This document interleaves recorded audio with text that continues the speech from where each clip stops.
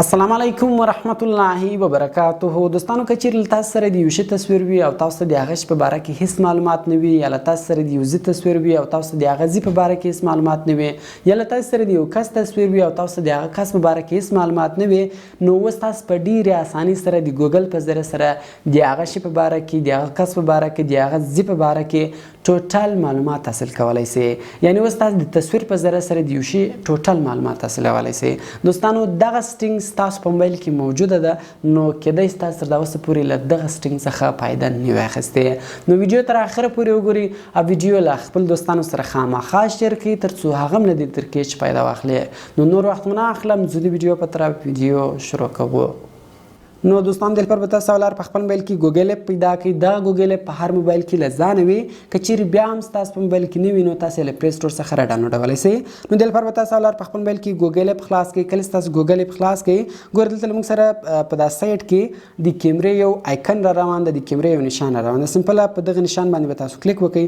کله چې تاسو په دغه نشان باندې کلیک وکړئ، تاسو ته به کیمره خلاصه شي. اوس که چیرې تاسو له یو شي څخه تصویر اخلي او د هغه شي په باره کې معلومات حاصل کوئ، نو سمپله تاسو له هغه شي څخه تصویر واخلئ. یا که چیرې له تاسو سره د یو شي تصویر په ګیلري کې او تاسو غواړئ چې د هغه په باره کې معلومات حاصل کړئ، نو لاندې ګورئ موږ سره د ګیلري آیکن ده، د ګیلري یو کوچنی نشان ده. په دغه نشان باندې به تاسو کلیک وکړئ. کله چې تاسو په دغه نشان باندې کلیک وکړئ، نو تاسو ته به ګیلري خلاصه شي. دلته سمپله تاسو هغه تصویر وکړئ. مثال زه د دغه تصویر په باره کې معلومات حاصل کوم، سمپله په هغه تصویر باندې تاسو کلیک وکړئ. کله چې تاسو په هغه تصویر باندې کلیک وکړئ، نو ګور دوستان تاسو کتلی شئ دغه فیصل مسجد ده په اسلام آباد کې ده. دلته ګور تاسو نور معلومات هم حاصل کولی شئ. او هو دوستان ګور موږ سره یو درې لاین را روان دي، په دې باندې به تاسو کلیک وکړئ. دغه به تاسو په دغه سرچ باندې دروي، بیا تاسو ته معلومات راباسي.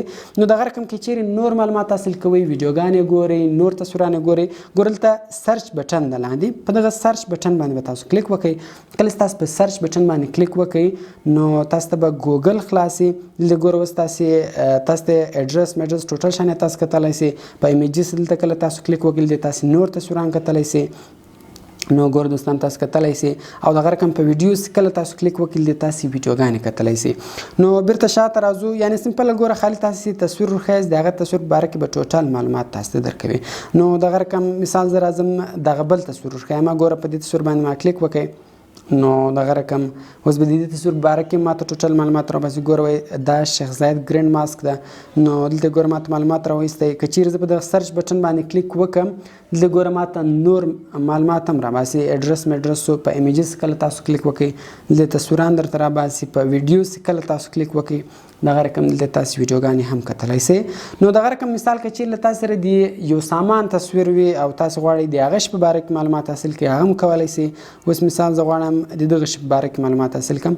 ګوره دا ما وروښوئ. نو دغه رقم ګوره وایي دا ایل ای ډي سټریپ ده. دغه رقم دلته ګوره نور معلومات راوایستی. دلته په امازون، ای بی، دراز ډاټ پي کې تاسې د هغه شي قیمت هم کتلی شئ چې د دې پرایس څو ده، قیمت یې څو ده. او په دغه سرچ بټن چې کله تاسو کلیک وکړئ، دغه رقم دلته فل معلومات تاسو ته راباسي. نو په ایمیجز کې تاسې تصویران کتلی شئ.